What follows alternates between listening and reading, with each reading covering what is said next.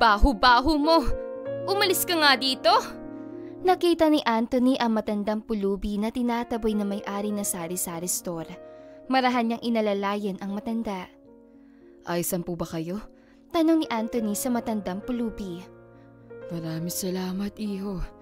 Inalalayan ni Anthony na makaupo ang matanda sa gilid ng kalsada. Pinag-isipan niya mabuti kung ibibigay ba niya rito ang baon na inihanda niya upang pananghalian niya, pero kalaunan ay nagpasya rin siya na ibigay na lamang ito. Wala po kasi akong pera, kaya ito lamang pong pagkain ang may bibigay ko sa inyo. Saad ng binata tsaka inabot ang baon niyang kanin at ulam. Nabigla naman ang matanda sa kabutihan ng binata. Sigurado ka ba? Opo.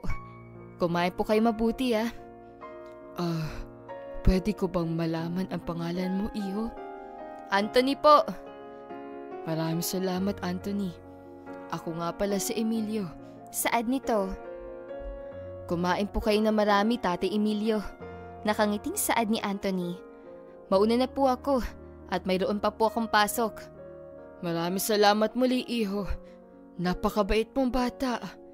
Nang makaalis na ang binata ay sinimulan na ni Tate Emilio kumain. Dahil simula kagabi pa siya hindi nakakain at sa loob ng 1 linggo ay ngayon na lamang siya muling makakakain ng maayos sa pagkain. Dahil sa ilang araw na nakalipas ay sa basurahan lamang siya kumukuha ng kanyang kakainin dahil bihira lang ang nagbibigay sa kanya ng barya at kulang pa ito para bumili ng ulam at kanin. Sa mga sumunod na mga araw ay hindi na muling nakita pa ni Tate Emilio ang binata. Nais niya sana magpasalamat rito na maayos kaya halos lahat ng kanyang napagpapalimusan na barya ay iniipon niya. Dahil balak niyang ilibre ang binata at sabay sila kumain sa labas sapagkat si Anthony ang unang tao na tumutulong sa kanya na pinapalayas siya at unang tao na nagpakita sa kanya ng kabutihan kahit na pulubi siya. Habang nagmamalimos si Tate Emilio sa gilid ng kalsada, may mga binatang pulubi rin ang nagpasya na pagdiskitahan siya. Sinipa nila ang pinaglalagyan ng barya niya at kinuha ang kanyang napaglimusan. Sinubukan ni Tate Emilio na kunin ang kanyang pera, ngunit tinulak lamang nila siya. Pero hindi siya sumuko at sinubukan na kunin muli ang pera mula sa kanila. Akin na yan! Pera ko yan! Pagmamakaawa ni Tate Emilio sa mga binata. At anong gagawin mo, tanda, kung ayaw naming ibigay? Saad ng binata sabay dinuruan ng isa sa kanila si Tate Emilio. Nagmamakaawa na si Tate Emilio sa kanila na ibalik na sila sa kanya ang perang kanyang pinaglimusan. Pero hindi nila iyon ginawa hanggang sa nagulat na lamang sila nang may biglang sumuntok sa kanila. Narinig naman niyo siya, diba? Ang sabi niya, ibalik niyo ang pera niya. Mga bingi ba kayo? Galit na saad ni Anthony nang makita ang kalagayan ni Tate Emilio.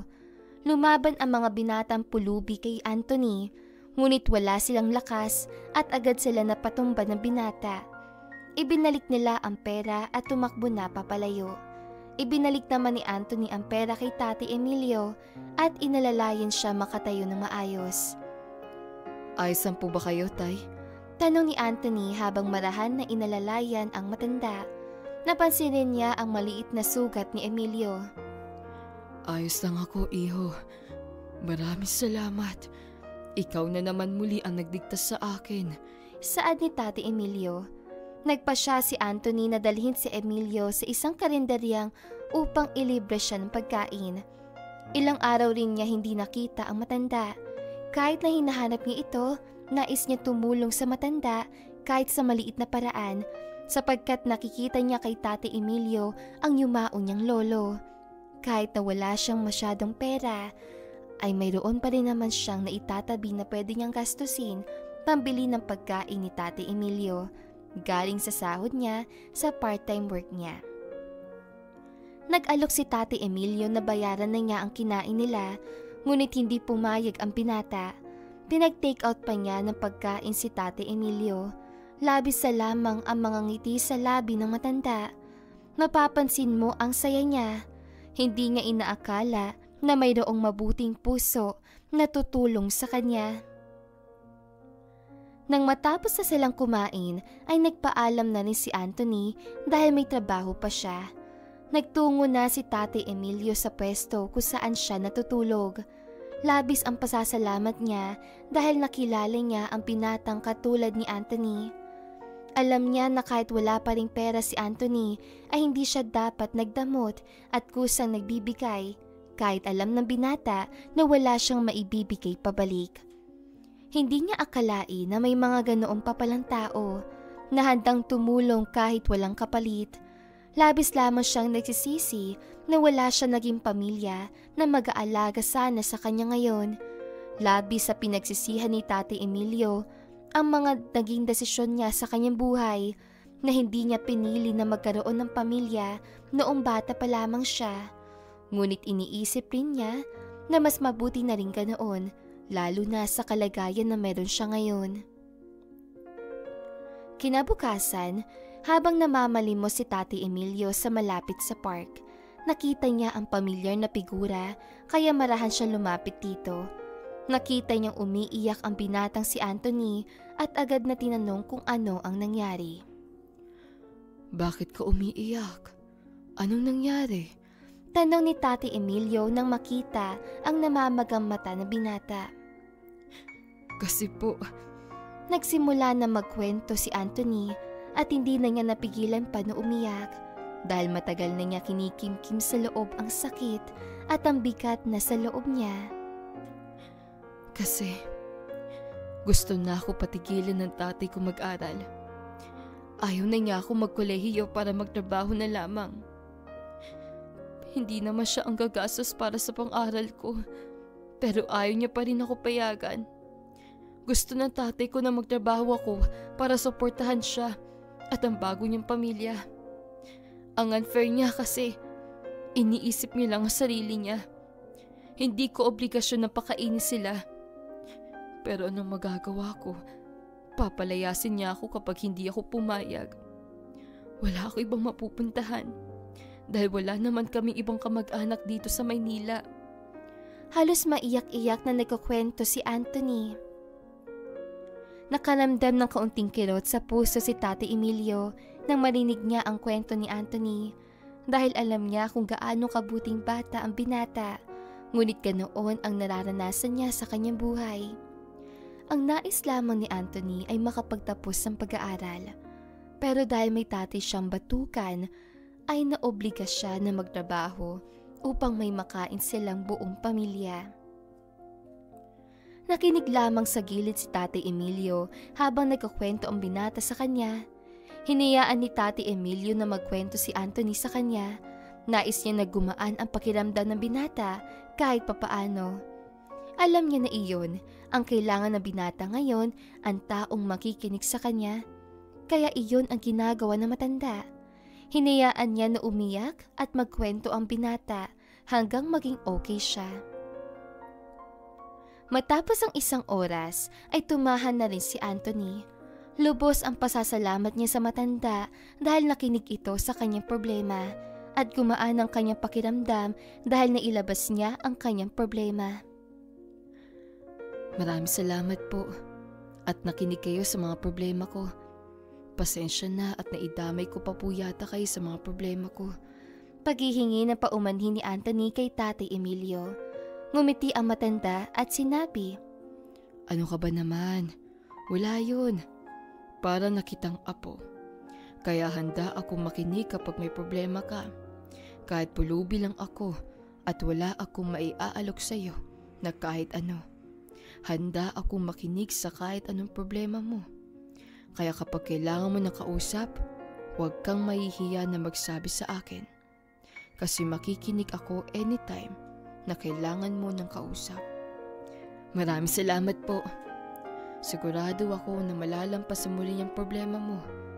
Tandaan mo, walang problema na hindi nalalampasan. Kaya huwag ka masyadong negative pag-isip, ha? Lahat ng bagay ay may dahilan kung bakit nangyayari ito. yung pagsubok na kinakaharap mo ngayon ay magkakaroon din ng solusyon. Kaya wag ka nang mawalan ng pag-asa. Nagpatuloy magkwentuhan si Tate Emilio at Anthony hanggang sa dumilim na at nagpaalam na ang binata na uuwi. Dahil sigurado siya na kapag late siya nakauwi ay sa labas na siya patutulugin ng kanyang ama, kaya nagmadali na siyang umuwi. Napahiga na lamang sa semento ang matanda nang nakaalis na si Anthony at hindi na niya makita ang anino na binata na naglalakad papalayo mula sa kanya. Nakahinga siya na maluwag na kahit kaunti ay napagaan niya ang loob ng binata. Labis-labis ang pagpapasalamat ni Tate Emilio kay Anthony, lalo na dahil tuwing nagkikita sila ay binibigyan siya ng binata ng pagkain, kaya nakakakain ng maayos ang matanda. At lagi siyang kinakamusta ng binata, lagi napapadaan kay Tate Emilio si Anthony tuwing pumapasok ito patungo sa eskwelahan.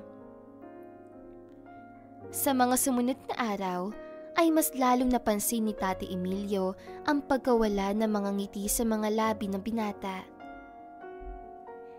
Alam niya na ang dahilan nito ay ang ama ng binata. Ngunit napansin niya na kahit na may problema ang binata ay hindi pa rin ito tumitigil sa pagtulong sa kanya. Labis siyang nasisiyahan na nakatagpo siya ng napakabuting tao. Bumalik si Tate Emilio sa kanyang pwesto at tinawagan niya ang kanyang katiwala. Bumalik siya sa kanyang bahay at itinigil na niya ang kanyang pagpapanggap bilang pulubi. Nilinisan na matanda ang kanyang sarili. Alam ni Tate Emilio na hindi siya magtatagal pa dahil sa kanyang sakit na cancer. At nakahanap na siya ng tao na magmamana ng kanyang lahat ng ari-arian. Taong may busilak na puso, handang tumulong sa kapwa kahit walang-wala na rin siya. Nahanap niya ang ganoong katauhan kay Anthony. Kaya bago siya mawala, nais niya maikaso ang lahat at mailipat ang mga ari-arian kay Anthony. Nais din niya ipaalam sa binata ang tunay niyang pagkatao. Pagkatapos siya maligo, ay nagpasya na siyang magpahinga. Kinabukasan ay nakasuot si Tate Emilio ng maayos na kasuotan, malayo sa kanyang itsura bilang pulubi. Hinihintay niya na dumaan si Anthony patungo sa eskwelahan nito. Nang makita niya si Anthony ay tinawag niya ang binata. Anthony! Tate Emilio? Gulat na saad ni Anthony. Halos hindi makapaniwala si Anthony sa kanyang nakikita. Dahil lang madungis na matanda na kanyang tinutulungan ay nakasuot na magarbong kasuotan. Sumakay ka, Anthony. May nais ako ipakita sa'yo. Saad ni Tate Emilio at naunang sumakay sa kanyang sasakyan. Sumunod naman si Anthony sa kanya. Bakas sa mukha ni Anthony ang pagkabigla at sinimulan pa lamang i-process sa kanyang utak ang mga nangyayari. Nagsimula si Emilio na ikwento ang dahilan kung bakit siya nagpanggap na pulubi at nais niya na si Anthony ang magmana ng kanyang mga ari-arian. Kinurot ni Anthony ang kanyang sarili dahil halos hindi siya makapaniwala sa nangyayari. Lalo na nang makita niya kung gaano kalaki ang asyenda at mansyon ni Tate Emilio.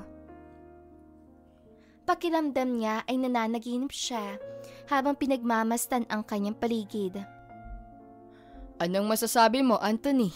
Nakangiting tanong sa kanya ni Emilio. Sigurado po ba kayo na sa akin niyo ipapamana ang lahat ng ito? Hindi po ninyo ako masyadong kilala upang ipamana sa akin ang ganitong kalaking kayamanan. Ano na lang po ang masasabihin ng mga kamag-anak ninyo? Tanong ni Anthony. Wala akong pamilya o kamag-anak dahil nag-iisang anak ako. Di na rin ako nagkaroon ng pamilya dahil masyado akong nagiging busy sa business career ko. Sa loob ng 4 na buwan na pagpapanggap ko ng pagiging pulubi, ay ikaw lang ang nagpakita sa akin ng kabutihan. Nais ko na bayaran lahat na pinakita mo sa aking kabutihan. May taning na ang aking buhay at maaari na ako mamatay anytime. Gusto ko mapunta lahat ng pinaghirapan ko sa taong deserving nito. At sa tingin ko, ikaw iyon. Saad ni Emilio. Pero sa perang ito, makakapag-aral ka at matutupad mo ang mga pangarap mo. Biglang natahimik si Anthony at naiyak na lamang. Niyakap naman siya na mahigpit ni Tate Emilio.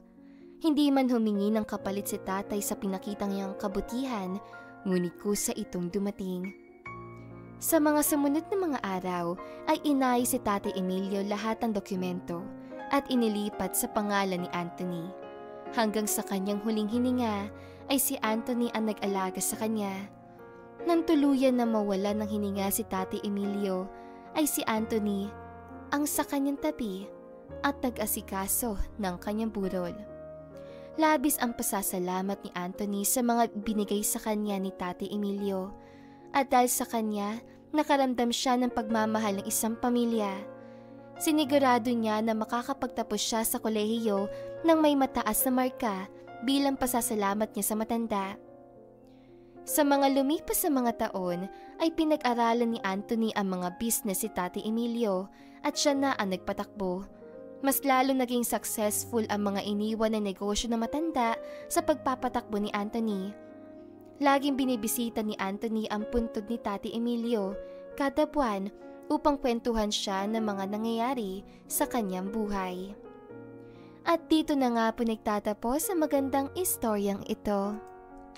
Maraming salamat mga kakwentuhan!